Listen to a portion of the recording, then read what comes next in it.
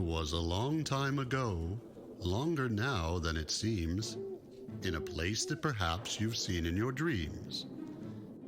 Here's a story of angels, Leota and Thor, and I'm sure that it's one you've not heard here before. So, dear podcast listeners, seen and unseen, we hope you have fun and enjoy Halloween. You know, there are always angels everywhere. And once in a very great while, we're blessed to be able to meet one.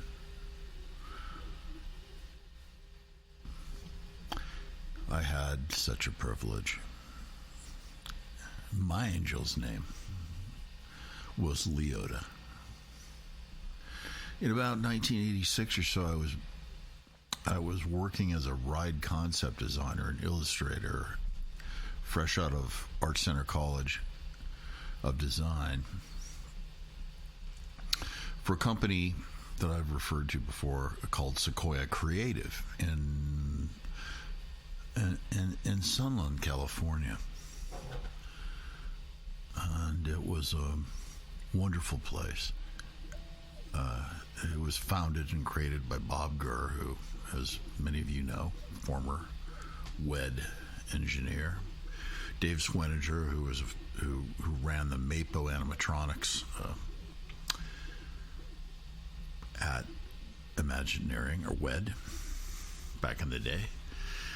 And Tom Reidenbach, a former Disney animation guy and architect. And you can imagine all the stories I heard of the old times at WED and the making of the most legendary attractions in Disney history from these guys. And so, you know, I sat and I drew and I painted in my small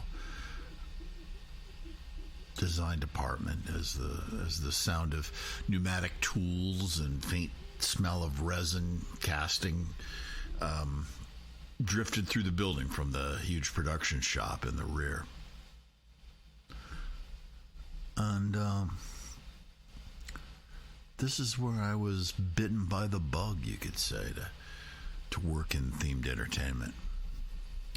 It must have been, I don't know, about a year or so working there that I can recall getting up from my drawing table to stretch my legs, as I often did, and see what was being just built in the back shop. And Sequoia Creative at this time was building the huge King Kong animatronic for Universal Studios in Florida and many other projects. This particular day, I strolled through the shop and, I hear this little very enchanting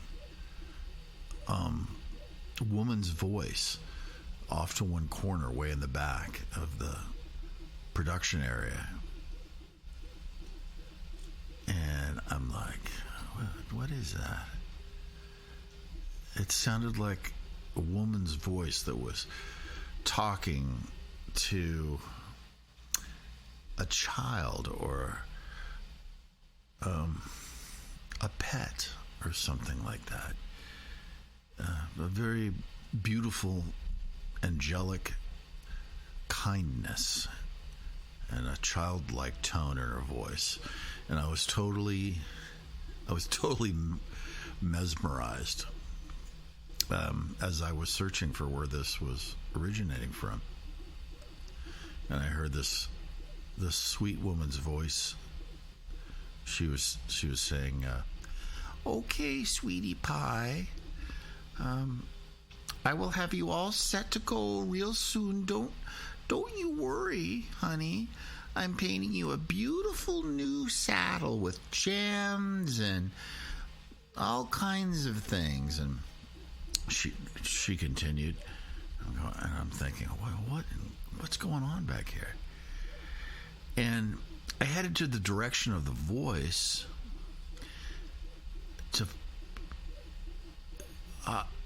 and I end up finding a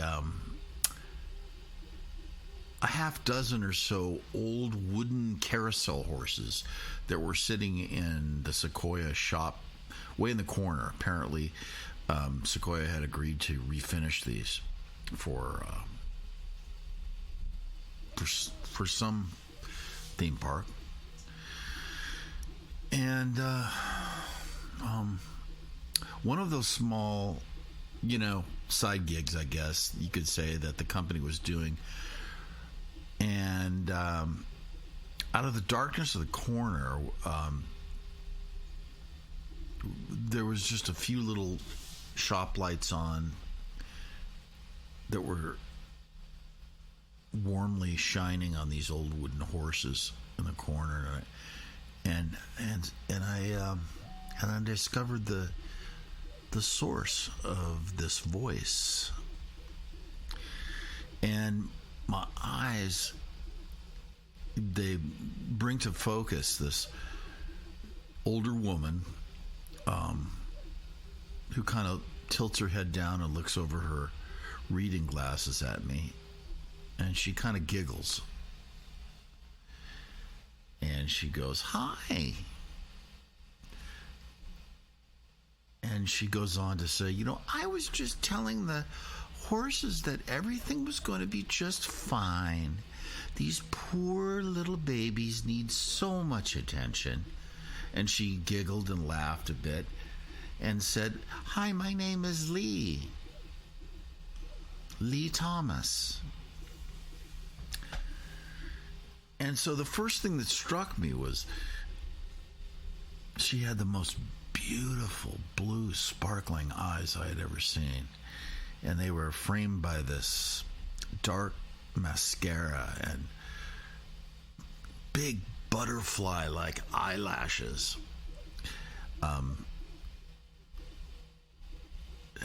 Eyes that could tell you magical stories just by her gaze and the way she looked at you.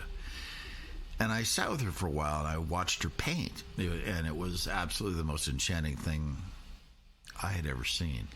She spoke to these wooden horses like they were alive in between our conversation, and I swear to you, if the sky is above us and blue, those wooden sculptures began to just come to life and breathe the longer I stayed, and their eyes kind of twinkled. There was something she was doing that brought these inanimate objects to life, and I felt their presence in their soul as they let Lee work her tender, loving magic on them. And it wasn't long before Lee became a really dear friend of mine at Sequoia, and it was months before I really knew even who this lady was and as to her Disney history. And Tom Reidenbach was the first, I think, to bring it to my attention regarding her being Madame Leota in the Haunted Mansion, Crystal Ball, formerly.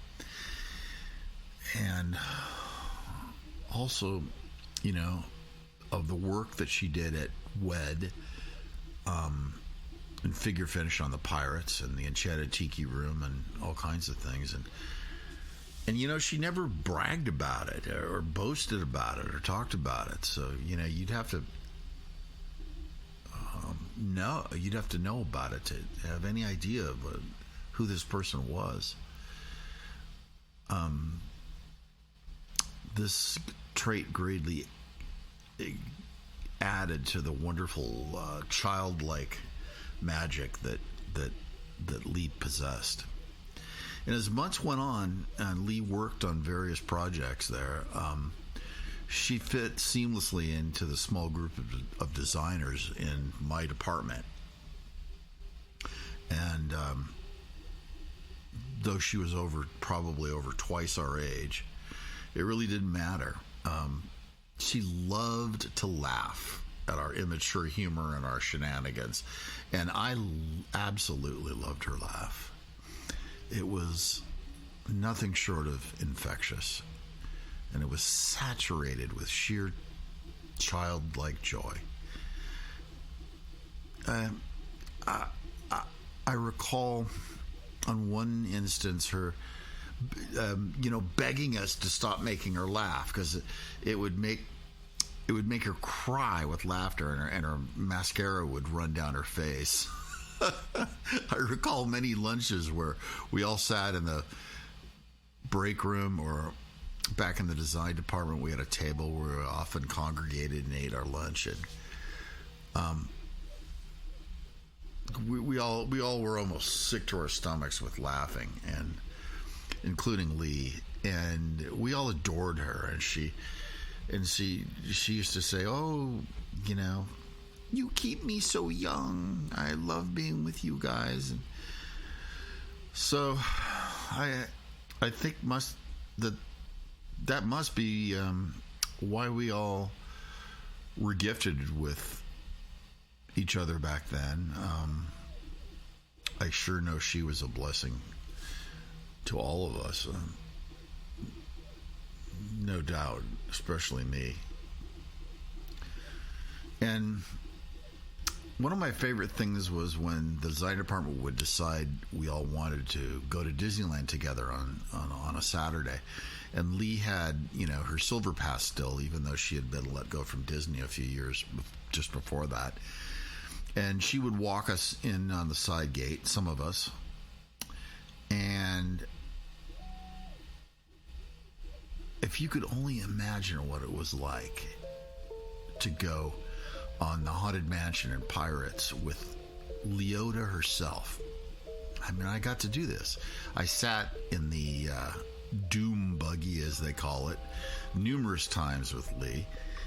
And we passed through the seance room section of the Haunted Mansion, and Lee used to say that for some reason, when she rode this ride, the majority of the time the vehicle would stop, just for a moment, right in front of the crystal ball where you saw her image.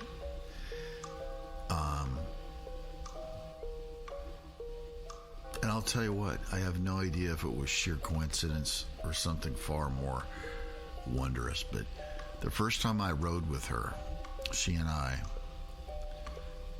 by God, if that vehicle did not stop right in front of the crystal ball. And Lee starts to laugh hysterically at my expression. I mean, my jaw dropped. It was, one of those moments that you just never forget. Another favorite Disneyland moment with Lee was when we had a shooting contest in Frontierland. There was a small arcade with a Davy Crockett rifle themed quarter machine, and we all took turns popping off targets, and she was such a great sport. Again, she was a big kid, laughing as she always would. And I think it's one of the only photographs I have of her, actually. I've shared with other people from this time. I took it while she wasn't looking, and she's holding her Davy Crockett rifle in the shooting gallery with her glasses on, and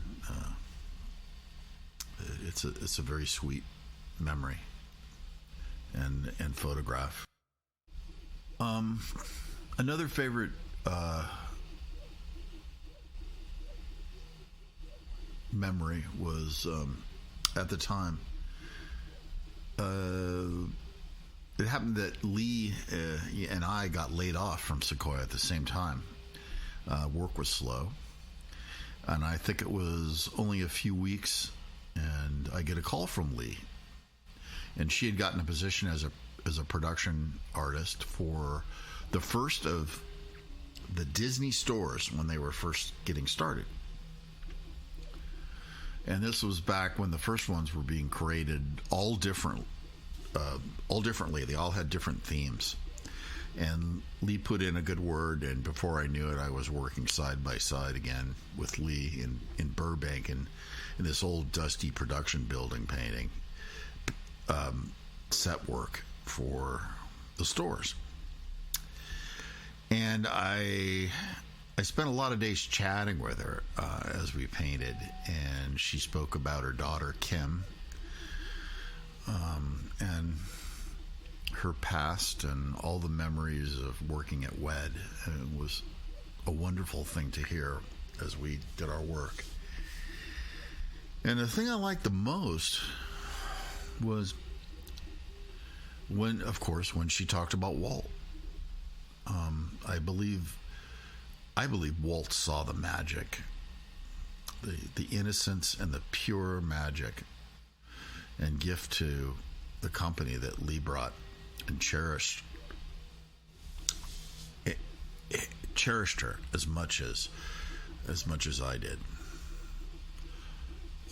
It was one evening that I remember that we were working on Disney stores, painting these sets, and the two of us were working near this big accordion style metal, almost like a garage door thing. It was part of the big production building, and they had it open just for ventilation. And the evening was approaching, and the sun was very low outside, casting a very beautiful sunset for a smoggy Burbank skyline. And she stopped for a moment, and she pointed out how beautiful the sky was. And she began to tell me about a memory. And she said,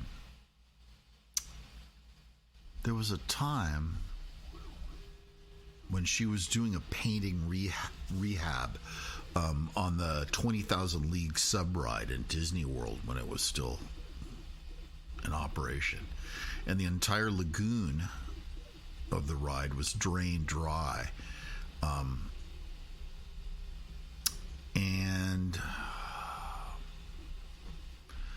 well, she was out there painting the rocks and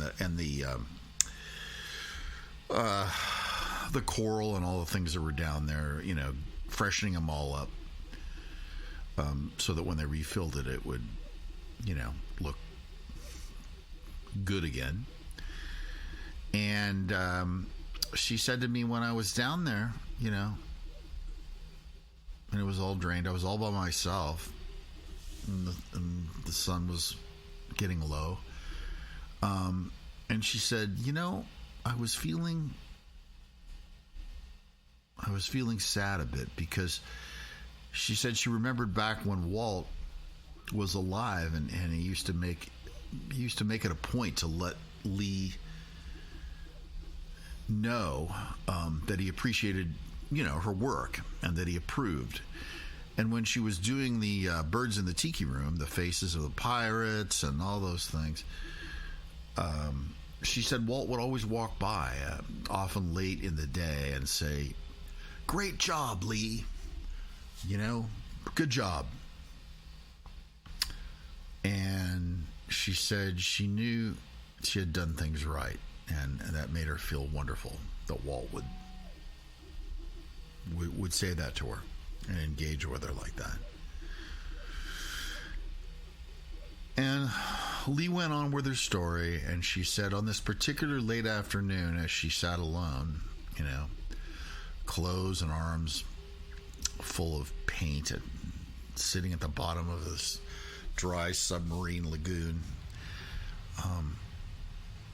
she said, I stopped for a minute, and I just sort of, I spoke lightly, and I whispered to Walt and said, I wish you were still here. I miss it dearly when you used to give me a wink and words of approval. And her eyes, I remember, got kind of teary and her voice cracked a bit. And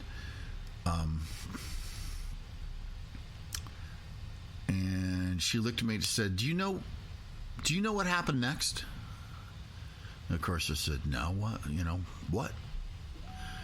She said, at that moment, I looked up into the Florida sky, and over the ridge of the lagoon that I was in, the dry lagoon,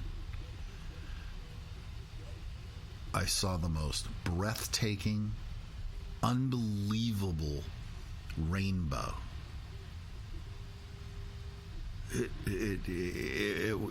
She said it felt so close and so luminous.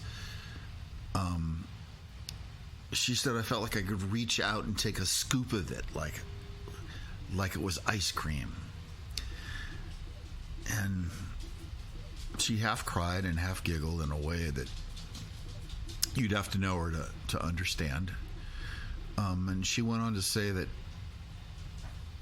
that was Walt. I have no doubt in my mind that rainbow was Walt saying, just like he used to, great job, Lee. Great job. And it really even does right now. It choked me up. And I watched the rusty Burbank sky fade to black. Out that big door that we were sitting by before cleaning our brushes and heading home for the day.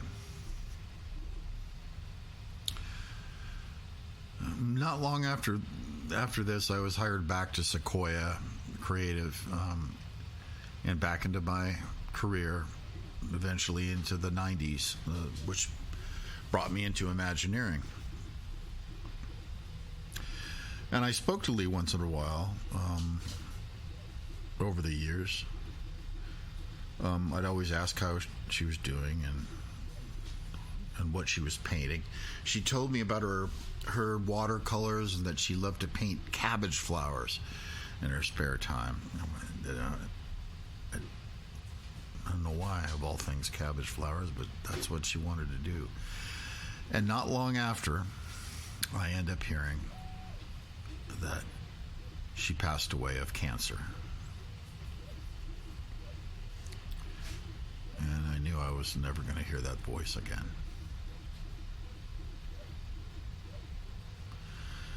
It's true that there are angels out there everywhere, whether you recognize them or not. And perhaps only maybe you think to look for them when their wings can be seen or their halos glow, but they're always out there. And they're usually the quiet little things that you see in the shadows and the whispers that you hear in the wind. And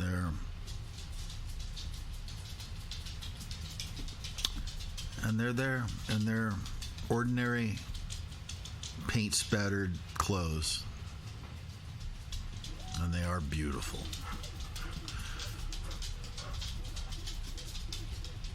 So I suggest you keep a keen eye out for angels, because they're going to catch you out there when you're not aware. And I guarantee you they'll fill your heart and your life with magic that you could never, ever imagine. Hurry back, hurry back. Be sure to bring your death certificate if you decide to join us.